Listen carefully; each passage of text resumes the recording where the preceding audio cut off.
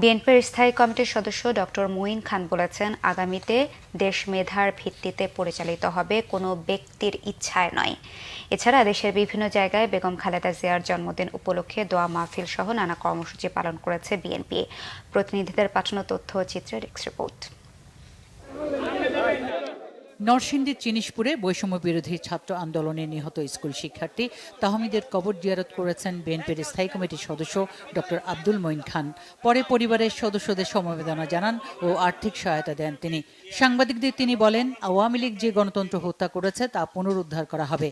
স্পষ্ট ভাষায় বলে দিতে চাই, যারা যা মুখে যা কিছু বলুক, ধোঁকাবাজি করুক, যেভাবে তারা বাংলাদেশের মানুষকে প্রতারিত করে এদেশে ক্ষমতায় টিকে থাকতে চায়, তাদের সেই আশা জনগণ ছাত্ররা মিলে তাদের সেই আশা নস্যাৎ করে দিচ্ছে।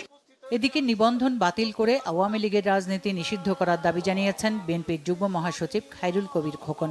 নরসিংদীর চিনিশপুরে ছাত্র জনতার আন্দোলনে নিহত স্কুল ছাত্র তাহমিদ ভূঁইয়ার কবর জিয়ারত শেষে সাংবাদিকদের সাথে কথা বলার সময় তিনি এ দাবি জানান। এদিকে রাজশাহী নগরীর পদ্মা আবাসিক এলাকায় নিজ বাসভবনে সংবাদ সম্মেলন করেছেন বিএনপি চেয়ারপারসনের উপদেষ্টা মিজানুর রহমান মিনু।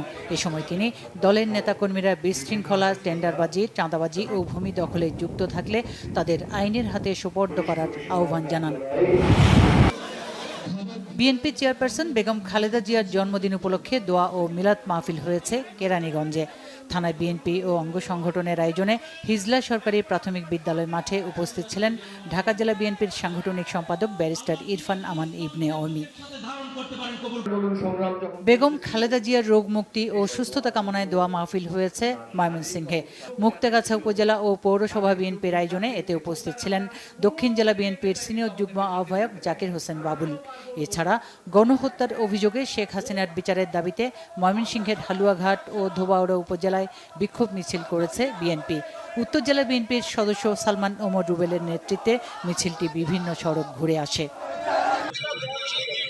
বেগম খালেদা জিয়ার জন্মদিন উপলক্ষে দোয়া মাহফিল হয়েছে টুঙ্গিপাড়ায়। এতে উপস্থিত ছিলেন উপজেলা বিএনপির আহ্বায়ক সালাউদ্দিন আহমেদ, যুগ্ম আহ্বায়ক অ্যাডভোকেট হাবিবুর রহমান সহ অন্যরা।